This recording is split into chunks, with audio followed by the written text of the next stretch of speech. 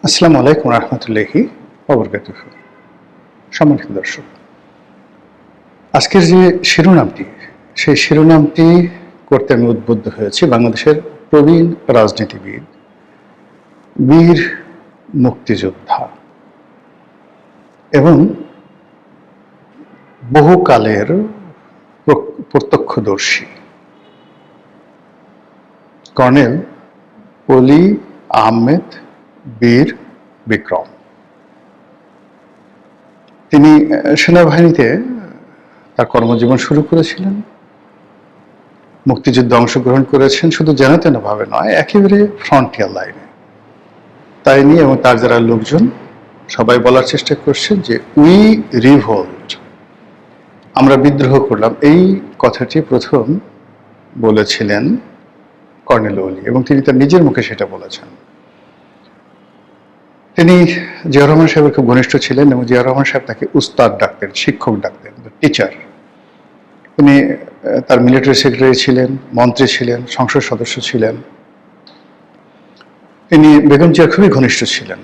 বেগম জিয়ার একেবারে দুর্দিনগুলোতে যখন তিনি বলতে গেলে একেবারে মানসিকভাবে ভেঙে পড়েছিলেন, তো সেই সময়টিতে তিনি বেগম জিয়ার খুবই ঘনিষ্ঠ ছিলেন এবং তাকে বুদ্ধি দিয়ে, পরামর্শ দিয়ে দিনের পর দিন তিনি বেগম জিয়াকে সাহায্য করেছেন। তারপর বেগম জিয়া আবার যখন রাজনৈতিক দল করেছেন, রাজনীতিতে এসেছেন, ক্ষমতা লাভ করেছেন, কর্নেল অলিকে তিনি যথেষ্ট মর্যাদা দিয়ে, সম্মান দিয়ে তার দলে রেখেছেন। কর্নেল অলির সাথে মূলত সমস্যা হয়েছে তারেক রহমান সাহেবের হাওয়া ভবনের সঙ্গে। এক, ২ নম্বর সমস্যা হয়েছে যে তার স্ত্রীকে নিয়ে, এবং জামাতের সাথে তার স্ত্রীকে নিয়ে সমস্যা হলো যে ওই সময়টাতে হাওয়া ভবন জনাব তারেক রহমান সাহেব এবং বিএনপি নীতিগতভাবে জামাতকে প্রাধান্য দিত এবং জামাত যা চাইতো সেটাই হতো। তো সেক্ষেত্রে যে চট্টগ্রামের একটি সংসদীয় আসন, সেই সংসদীয় আসনে কর্নেল অলি চাচ্ছিলেন যে তার স্ত্রীকে মনোনয়ন দেওয়া হোক। তো সেখানে তার স্ত্রীকে মনোনয়ন না দিয়ে জামাতকে যখন মনোনয়ন দেওয়া হলো এবং এটা নিয়ে যে একটা বিশ্রী পরিস্থিতি তৈরি হলো, সেই পরিস্থিতির প্রেক্ষিতে তিনি সদল বলে বেরিয়ে এলেন বহু সংখ্যক মন্ত্রীকে নিয়ে। আমার মনে নাই এখনো বোধ হয় বাংলাদেশের ইতিহাসে এত বড় ক্যাবিনেট যাকে বলা হয় বিপ্লব হয়নি। অসংখ্য এমপি মন্ত্রীদেরকে নিয়ে তিনি এসে এলডিপি করলেন, বি চৌধুরী সহ। এবং এই ঘটনার সঙ্গে তার নিঃসন্দেহে দেশি বিদেশি যারা শক্তির ধারক, এটা আপনি সিআইএ বলেন, র বলেন, সম্পর্কে যে ছিল না তা নয়।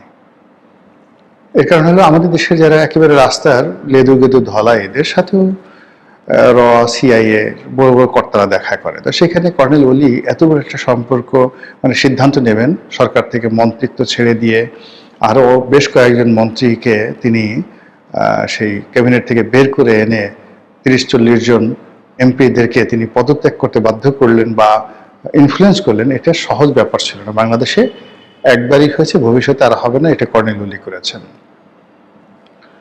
তো সেই কর্নেল অলি এলডিপির এই কাজ করতে গিয়ে তার বিএনপির সঙ্গে কথা হয়েছে, অনেক নেতাদের সঙ্গে কথা হয়েছে গোপনে।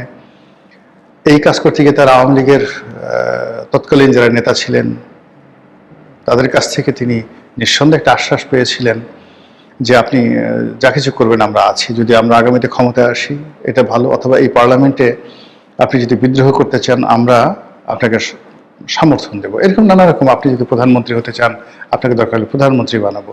শেখ হাসিনা এই ধরনের কথাবার্তা বলতে পারেন। ফলে এই কথাগুলো বলার অর্থ যে একটি মানুষ সামরিক বাহিনীতে যোগদান করার পর তিনি দীর্ঘদিন বাহিনীতে ছিলেন, বাইরে ছিলেন, রাজনীতি করেছেন, দলের ভিতরে থেকেছেন, দলের বাইরে থেকেছেন। এখন আবার তারেক রহমান সাহেব যখন ক্ষমতায় এসছেন তাকে সরাসরি চ্যালেঞ্জ জানিয়ে তার এককালীন শত্রু, ঘোরতর শত্রু জামাতের সঙ্গে তিনি মিত্রতা করেছেন। ফলে he is not a normal man. আমি আবার বলি, সে কোনো সাধারণ ব্যক্তি নয়, অসাধারণ ব্যক্তি। এ সমস্ত মানুষ যত বয়স হয় তাদের বুদ্ধির পরিপক্কতা বাড়ে। এ ধরনের মানুষের যত বয়স হয় তাদের তত সাহস বাড়ে। এবং অনেকে বুড়ো হলে মানুষের যেমন একটা মতিভ্রম হয়, যেমন ডক্টর মোহাম্মদ ইউনূসের মতিভ্রম, এরকম কিন্তু কর্নেল ওলির এখন পর্যন্ত দেখা যায় না। এখনো সে কেতাদুরস্ত স্টাইল করে চুল মানে মানে যাকে বলা হয়, যেখানে কলপ রাখা দরকার সেখানে কলপ লাগায়, কালো রং, যেখানে সাদা করা দরকার সাদা রাখা যায়, পোশাক আশাকে মানে তার বয়সে প্রায় 85-86 বছর বা 87 বছর, এটা দেখে একটা মনে হবে না। তার কণ্ঠ ঠিক ওইরকম আছে। তো তিনি অতি সম্প্রতি যে বক্তব্য দিয়েছেন শেখ হাসিনা সম্পর্কে, সেই বক্তব্যের মোদ্দা কথা হলো শেখ হাসিনা ভারতের প্রশাসনকে বলেছে যে পশ্চিমবঙ্গে মুখ্যমন্ত্রী রূপে শুভেন্দুকে তার দরকার। বোঝার চেষ্টা করুন। তাহলে ভারতে যেটা গণতান্ত্রিক বিধি ব্যবস্থা রয়েছে সেখানে সবাই যে যার গণতান্ত্রিক অধিকার প্রয়োগ করে জয়লাভ করে আসে। ইলেকশন ইঞ্জিনিয়ারিং এখনো ভারতে কল্পনা করা যায় না, কিন্তু এই পশ্চিমবঙ্গে ইলেকশন ইঞ্জিনিয়ারিং হয়েছে শেখ হাসিনার পরামর্শে। এখন শেখ হাসিনা এই পরামর্শ কাকে দিয়েছেন? নরেন্দ্র মোদী, অমিত শাহকে। তাহলে বুঝুন দিল্লির উপরে শেখ হাসিনার কতটা প্রভাব। এটা আমি তো বললাম যে এই যে এত লম্বা কথা বললাম কর্নেল ওলি সম্পর্কে, এটা পাগলের প্রলাপ নয়। তো শেখ হাসিনা দিল্লিকে বলেছে যে পশ্চিমবঙ্গের ক্ষমতায় তার শুভেন্দুকে দরকার। দ্বিতীয়ত হলো শুভেন্দু তো নর্মাল ভোটে পাশ করবে না। এখন এই ভোটগুলো করার জন্য ইলেকশন ইঞ্জিনিয়ারিং লাগবে। এখন ভারত তো এই ধরনের ইলেকশন ইঞ্জিনিয়ারিংয়ে এক্সপার্ট নয়। তাহলে কি হলো? শেখ হাসিনার যে সমস্ত লোকজন বাংলাদেশ থেকে এখন ভারতে আছেন, দিল্লিতে আছেন, কলকাতাতে আছেন, তাদের সঙ্গে ভারতের প্রশাসনের একটা সমঝোতা হয়েছে এবং সেই সমঝোতার ভিত্তিতে ইলেকশন ইঞ্জিনিয়ারিং করে তারপরে সেই পশ্চিমবঙ্গের শুভেন্দুকে ক্ষমতা আনা হয়েছে। এটা কর্নেল ওলি বলেছেন। আমি ধরে নিলাম এটা সত্য। যদি সত্য হয় তাহলে পশ্চিমবঙ্গে শুভেন্দু নয়, মানে শেখ হাসিনা আসলে পশ্চিমবঙ্গের এখন গভর্নর, মানে যাকে বলা হয় নরেন্দ্র মোদীর প্রতিনিধি। শেখ হাসিনা যেভাবে বলবেন শুভেন্দু সেভাবেই চলবেন। আর পুরো কলকাতা, পশ্চিমবঙ্গ, শিলিগুড়ি, আসাম, এই পুরো এলাকা এখন শেখ হাসিনার একক কর্তৃত্বে চলবে, যদি কর্নেল ওলির এই বক্তব্য আপনি সত্য হিসাবে ধরেন। এবং ইতিমধ্যে দেখবেন যে শুভেন্দু ক্ষমতায় আসার সঙ্গে সঙ্গে বাংলাদেশ এবং ভারতের সম্পর্কটা সেই ইউনূস জমানার চাইতেও খারাপ হয়ে গেছে। চীনের সঙ্গে সম্পর্ক করার জন্য বাংলাদেশ পাগল হয়ে গেছে। আমেরিকার গ্রিন সিগন্যাল চাচ্ছে। আর অন্যদিকে সীমান্তে বেশ কয়েকটি হত্যাকাণ্ড ঘটে গেছে গত কয়েকদিনে পর পর। এর বাইরে শুভেন্দু সরকার মানে পশ্চিমবঙ্গ সরকার ঘোষণা দিয়েছে যে সীমান্তে কাঁটাতারের বেড়া নির্মাণ হবে এবং বিভিন্ন জায়গাতে এই কাঁটাতারের বেড়া পাহারা দেওয়ার জন্য যে জমি দরকার সেই জমি পশ্চিমবঙ্গ সরকার বিএসএফকে দিবে, যেন তারা অসংখ্য ঘাঁটি এবং চৌকি তৈরি করতে পারে এবং সরাসরি সীমান্তে অনুপ্রবেশ বন্ধ করতে পারে। বাংলাদেশের পক্ষ থেকে বলা হয়েছে বাঙালি কাঁটাতারের বেড়াকে ভয় করে না। এটি খুবই হাস্যকর একটা কথা বলা হয়েছে। বাঙালি কাঁটাতারের বেড়াকে ভয় করে না। তো একজন, এই গল্পটা এরকম যে খুব কমন গল্প, সবাই জানে। সে বলছে যে একজন লোক বলছে তোকে একটা থাপ্পড় দেব। তো প্রতিপক্ষ বলছে যে আপনি থাপ্পড় দেবেন, আমি কি তার জন্য অপেক্ষা করব? আপনি কি বসে থাকবো? তো বলে যে তুই কি করবি? তো বলে যে আমি দৌড় দেবো, আমি দৌড় দিয়ে পালিয়ে যাবো যেন আপনি থাপ্পড় দিতে না পারেন। তো এইরকম বাঙালির যে বীরত্ব, সেই বীরত্ব নিয়ে নানা রকম ব্যঙ্গ কৌতুক আছে এবং সেই ব্যঙ্গ কৌতুকের সাথে বাঙালি কাঁটা তারের বেড়াকে ভয় করে না। বাঙালি কাঁটা তারের বেড়া উপরে ফেলতে জানে। বাঙালি ওই কাঁটাতারের বেড়ার নিচ দিয়ে সুড়ঙ্গ করে চলে যেতে পারে। বাঙালি শিশুরা ওই কাঁটাতারের বেড়া অতিক্রম করতে গিয়ে কাঁটাতারের বেড়ার সাথে আটকে যেতে পারে এবং বিএসএফ এর গুলিতে প্রাণ হারাতে পারে। এছাড়া বাঙালি কাঁটাতারের বেড়াকে ভয় করে না, এর কি কি ব্যাখ্যা হতে পারে, যারা দিতে পারেন তারা দিয়ে দিন, আমি এটাই দিলাম আর কি। এই কথা সরকারের পক্ষ থেকে বলা হচ্ছে।